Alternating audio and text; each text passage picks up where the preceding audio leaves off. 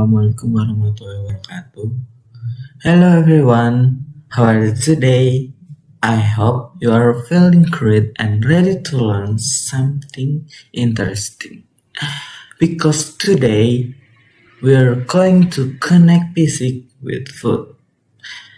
Who here has ever eaten bandeng presto? Yes, the soft, delicious milk fish that even has edible bones. Does anyone know why the bones become soft after cooking? That's where we're going to explore today, not from a cooking perspective, but from physics point of view. Physics isn't only about machines, energy, or motion. It's also about understanding what happens in our daily life, including in the kitchen. When making bandeng presto, we use a pressure cooker. The process involves in pressure, temperature, and heat transfers, which are all important basic concepts. By understanding them, we can see how science helps us make food more efficiently, safely, and delicious. By the end of today's lesson, you should be able to explain the basic concept involved in cooking bandeng presto, such as pressure, boiling point, and heat transfer, to describe how high pressure affects temperature and cooking time, and to know how thermal energy help soften the fish bones. So today we're going to learn how physics helps turn on ordinary fish into a soft and tasty bandung presto. Let's begin. Okay, before we move on to the slide, let's take a moment. Please make sure you're comfortable and ready to focus. You don't need to memorize everything on the screen. Just relax, listen carefully, and try to understand the main ideas.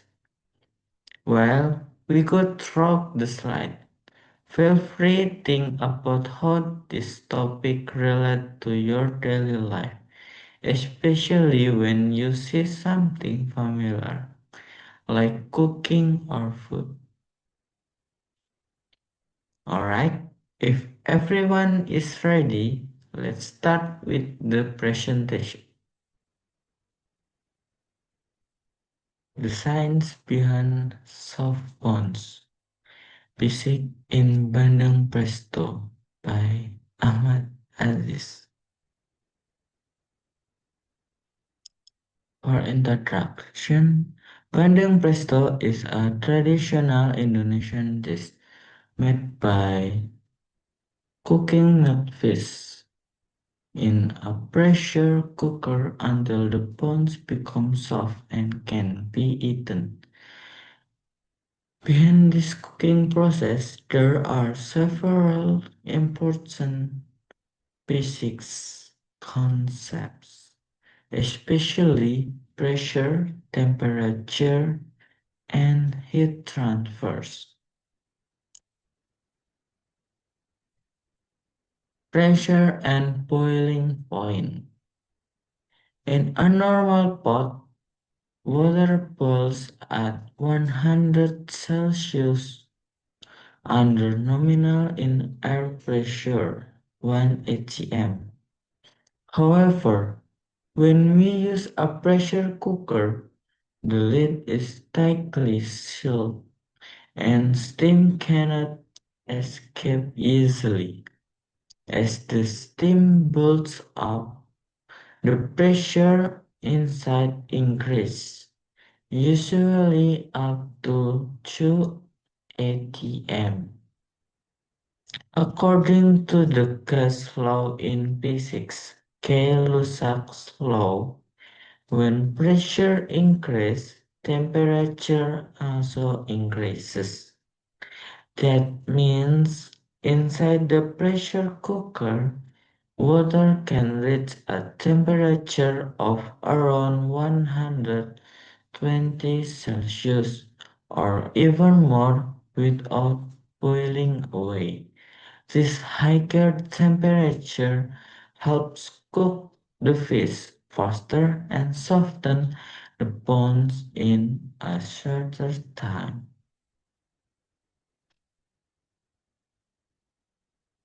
Heat transfer process. When cooking bandeng presto, heat transfer happens in three ways.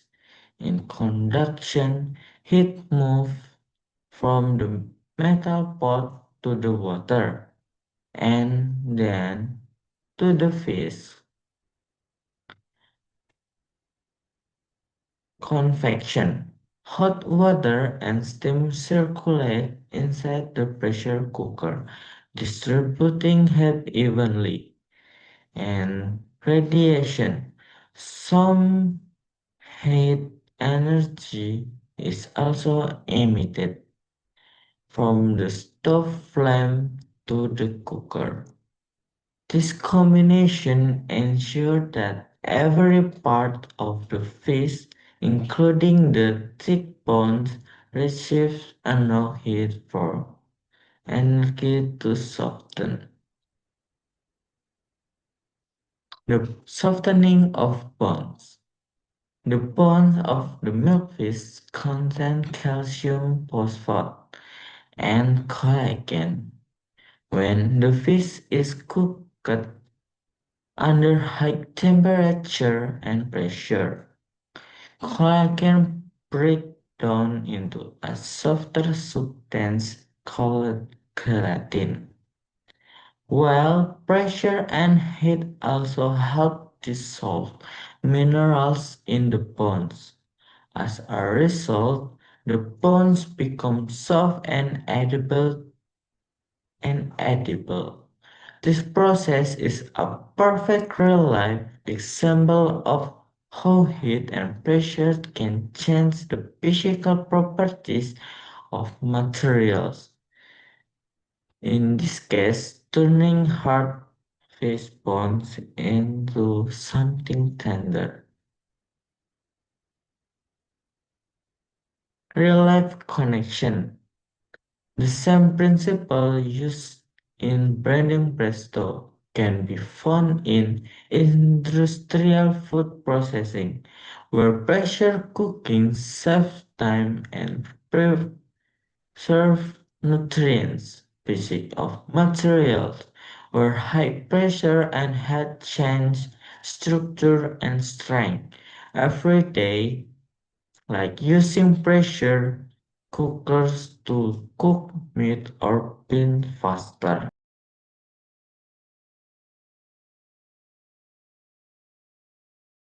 Pertama kita siapkan 2 kg ikan bandeng yang masih segar.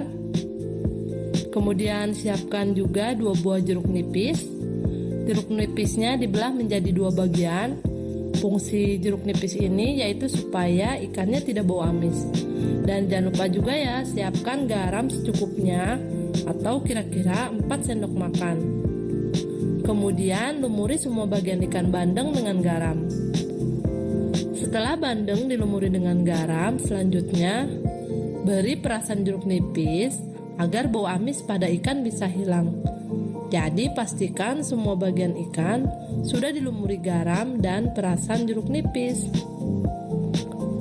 Lumuri juga bagian sebelah ikan bandeng dengan garam dan juga perasan jeruk nipis. Kalau nggak ada jeruk nipis, kalian bisa ganti dengan jeruk lemon ya teman-teman. Dan kalau semua bagian bandeng sudah selesai dilumuri garam dan perasan jeruk nipis, selanjutnya sisihkan. Sekarang siapkan 2 bonggol lengkuas, kemudian rajang tipis-tipis. Pas ditimbang tadi sekitar 80 gram untuk lengkuasnya. Selanjutnya siapkan 7 batang serai. Ambil bagian putihnya dan iris tipis-tipis sampai serainya habis. Teteh iris serong kayak gini. Selanjutnya siapkan juga 2 telunjuk kunyit yang sudah dibersihkan. Kita iris tipis-tipis juga. Tipsnya pilih kunyit yang sudah tua supaya warna bandengnya jadi cantik. Siapkan 10 lembar daun jeruk. Robek-robek kasar semua daun jeruknya supaya nanti jadi wangi. Siapkan 1 lembar daun pandan, potong kira-kira 20 cm. Ini daun pandan wangi. Dan terakhir 20 lembar daun salam. Selanjutnya kita siapkan bumbu halusnya yuk. 7 siung bawang merah, 10 siung bawang putih, 2 sendok makan ketumbar yang sudah disangrai, 2 sendok makan garam, 1 sendok teh kaldu bubuk rasa ayam, 2 ruas jahe, dan yang terakhir 3 ruas kunyit. Selanjutnya haluskan. Campurkan bumbu yang sudah dihaluskan dengan 2 liter air. Tujuannya supaya nanti bumbunya mudah larut dan mudah meresap pada ikan. Tambahkan juga 3 sendok makan air asam jawa. Setelah itu aduk rata dan sisihkan. Sekarang siapkan juga 4 lembar daun pisang yang sudah dibentuk bulat seperti ini. Dan jangan lupa tentunya siapkan panci prestonya. Teteh menggunakan panci presto Idealip ukuran 11 liter. Tersedia juga ukuran 4 dan 8 liter. Di bagian tutup dilengkapi dengan karet berkualitas tinggi sehingga lebih awet dari model panci presto tradisional. Panci ini juga dibuat dengan material aluminium bermutu tinggi. Bagian bawahnya ada stainless plate, bisa dipakai di kompor listrik, kompor induksi, gas, dan keramik. Sekarang yuk kita mulai memasak. Tata selembar daun pisang di dasar panci. Tujuannya supaya nanti saat matang, bandeng tidak menempel pada panci presto. Kemudian taburi rempah-rempah. Jangan banyak-banyak ya, karena harus dibagi-bagi untuk lapisan berikutnya. Tata ikan di atasnya. Mulailah dari ukuran paling besar. Rata-rata untuk ukuran ikan yang teteh pakai sama ya, dan untuk yang paling bawah teteh tata 3 ikan bandeng. Taburi rempah-rempah lagi secukupnya seperti daun salam, serai, lengkuas, kunyit, daun jeruk, daun pandan. Setelah ditaburi rempah-rempah, siramkan air larutan bumbu hingga bandeng terendam. Kemudian tata lagi selembar daun pisang. Tujuannya supaya antar ikan tidak saling menempel. Ulangi lagi kegiatan menata ikannya dan jangan lupa taburkan lagi rempah-rempahnya. Untuk ikan bandengnya, setelah diberi garam dan jeruk nipis, gak perlu dicuci ya, langsung aja dimasukkan ke presto. Beri lagi air larutan bumbu hingga bandeng terendam. Tata lagi selembar daun pisang, kemudian ikan bandeng, dan masukkan semua sisa rempah-rempahnya. Tuangkan juga semua sisa larutan bumbunya. Nah, pastikan seluruh permukaan bandeng tertutup air. Kalau kurang airnya bisa ditambahkan kok. Terakhir, tutup permukaan paling atas dengan daun pisang. Selanjutnya, pasang tutup panci presto. Tutupnya ini sudah dilengkapi dengan kunci ganda atau double lock, desain putar dan jepit sehingga masak jadi lebih safety. Caranya, tinggal putar aja penguncinya searah jarum jam sampai mentok, maka panci presto akan mengunci kuat. Oh ya teman-teman, kalian bisa dapetin panci presto yang cantik ini di @idealiftonline. Sekarang kita nyalakan api kompornya di api besar. Tunggu hingga terdengar bunyi desisan tinggi. Dan kalau sudah berdesis seperti ini, kecilkan apinya di api sedang. Tunggu hingga 1 jam atau lamanya tergantung banyaknya bandeng. Setelah 1 jam, matikan apinya, jangan langsung dibuka, tunggu sampai tidak terdengar lagi desisan. Panci presto ini dilengkapi dengan pegangan yang kokoh dan kuat loh, jadi sangat aman dan fleksibel.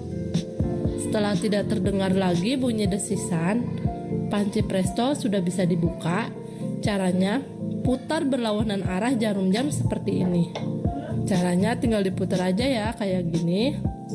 Maka tutup panci presto akan mudah dibuka.